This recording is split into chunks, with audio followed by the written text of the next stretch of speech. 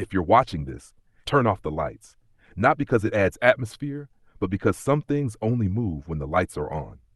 Tonight, we return to St. Bridget Hospital, where the dead do not rest, where Vlad vanished, and where Mara now walks alone in a place that wants her name, her voice, and her life. Welcome back to Insidious Tales.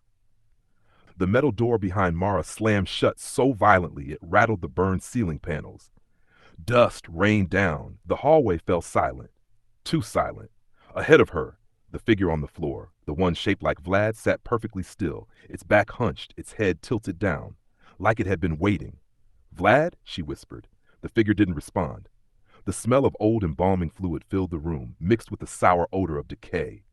Her flashlight trembled in her hand as she stepped closer. Then the figure's head began to rotate, slowly, deliberately, all the way around, without the body moving at all. Bones cracked, tendons snapped. The face that finally met hers was Vlad's, but not Vlad.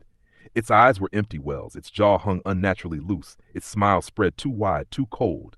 "Mara," the voice was layered, broken, wrong. "You came for me." She stumbled back. "You're not him." The corpse rose in a jittering puppet-like motion. Outside, a chorus of footsteps shifted, slow, dragging, synchronized. Then pale fingers crept under the doorframe, followed by more and more. They were surrounding her, just like they had surrounded Vlad. Mara turned and sprinted down the hallway. Her footsteps echoed like gunshots. She crashed into a rusted double door marked Central Cold Storage, authorized personnel only. The door groaned open.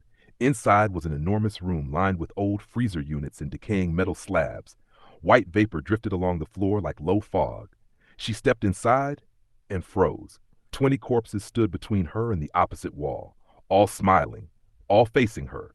And behind her, the thing wearing Vlad's body stepped in and blocked the exit. If you're still watching, if your curiosity hasn't forced you to turn this off, hit like, subscribe, and tell us in the comments if this is the scariest part yet. Your support keeps Insidious Tales alive and keeps the horrors coming every week. Now, back to the nightmare. Mara backed into the center of the room. The corpses slowly closed the circle, their smiles widened, heads twitching, fingers flexing. "Mara," the corpse Vlad whispered, stepping closer, "let us show you where he went." "Where is he?" she choked out. Its jaw cracked sideways. Gone, like the others. Her breathing grew sharp and frantic until something above her caught her eye, a long, frost-covered pipe running across the ceiling, a faded label, thermal purge system, manual release, a sterilization protocol, a final failsafe, a weapon. She scanned the corpses closing in on her and made her decision. Mara leaped onto a metal slab, grabbing a broken scalpel from the floor. The corpses reacted instantly, lunging, clawing, reaching. She slashed upward, striking the pipe housing. Steam hissed out in a violent burst. The corpse Vlad jolted. Its smile finally faded. "Mara, don't," it said in her Vlad's real voice. "You'll destroy everything." "That's the point," she whispered through clenched teeth. She drove the scalpel deep into the purge valve and twisted hard. The pipe exploded. A massive blast of superheated vapor roared through the chamber. The temperature spiked instantly. The air turned white hot. The screams began. Not human screams. Something worse. The corpses ignited with a burning glow from inside their flesh. Embalming chemicals reacted, bubbling their skin, cracking their faces open into molten masks. One stumbled toward her, then collapsed into ash. Another reached out, its arm dissolving mid-motion.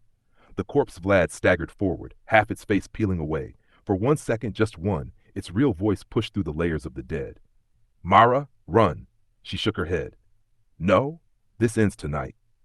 And the purge consumed him in a burst of light. The room glowed like a furnace. Metal warped, glass shattered.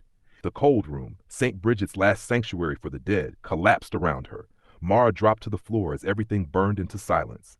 Hours later, firefighters found her barely conscious under a fallen slab, burned, weak, shaking, but alive.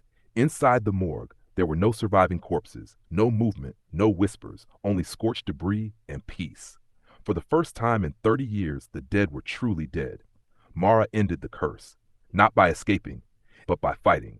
If you survived this finale, tap like, subscribe, and comment below. Should we tell the origin of St. Bridget Hospital, or begin an entirely new nightmare? And remember, sometimes the bravest heroes are the ones who walk into the dark knowing they may never walk out. Sleep carefully tonight. Not everything stays dead.